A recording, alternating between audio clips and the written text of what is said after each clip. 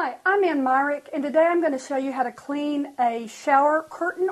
We're specifically talking about plastic or vinyl today, and there are many ways to do it. You can either get like a mildew.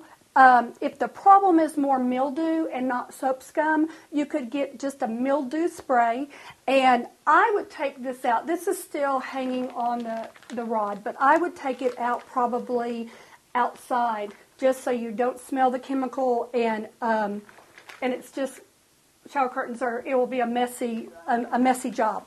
But you can spray the mildew spray and let it sit a little bit, and then just go back, and you might have to scrub a little bit with just a little scrub brush, or hose it down.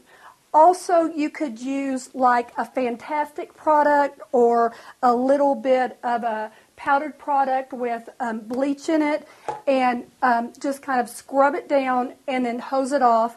Or plastic, you can put plastic and vinyl shower curtains in the washer.